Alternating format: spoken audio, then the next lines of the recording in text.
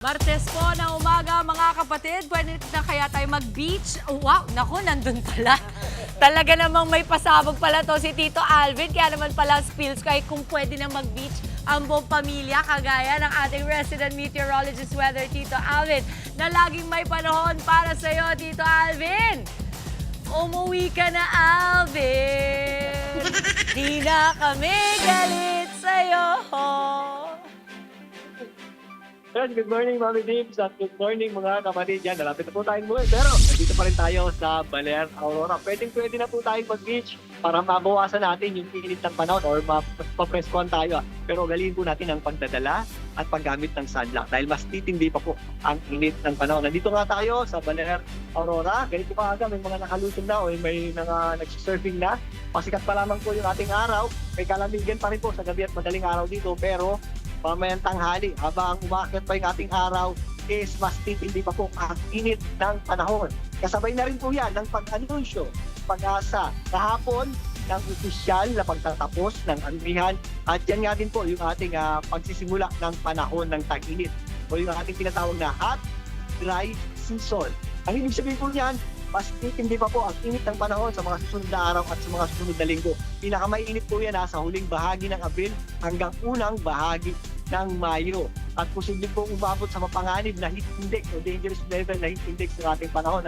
Kaya paghandaan po natin yan. Sa ngayon, easterlies po yung ating prevailing weather system na nakaka-apekto sa malaking bahagi ng ating bansa. Yan po yung ating kadalasang weather system kapag panahon ng tag-init. At yan po ang nagtutulot ng init at palinsangang panahon sa buong bansa na po yan. Dahil po sa ating easterlies, ang buong bansa po ay makakaranas ng mainit at palinsangang panahon.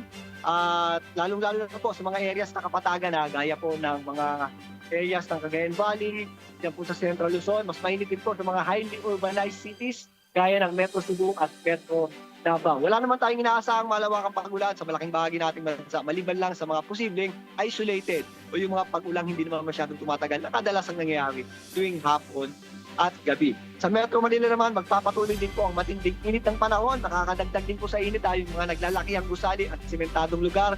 Kaya sa may mga lakad at mga may gagawin ngayong araw na ito at alis ng bahay, galiin pa rin po natin ang pagdadala ng payong. Magamit po natin yan, panangga sa matinding init ng panahon, lalong-lalo na sa tanghali. At huwag na rin natin kalimutan ang pag-inom ng tubig para makaiwas po tayo sa heat stroke at dehydration. At mga kapatid, titindi pa po ang init ng panahon natin sa mga susunod na araw at sa mga susunod na linggo dahil nagsisimula pa lang po yung ating panahon ng tag-init. Muli, dito po sa Baler, Aurora, upo ang inyong weather, Tito Alvin, lagi may panahon para sa iyo. Tara sa beach! Mga kapatid, dito Alvin Pura po na laging may panahon para sa iyo, umaraw man o umulan, dapat laging handa. Kaya para maging updated sa pinaka-latest weather updates, mag-follow at mag-subscribe na sa social media pages ng News 5.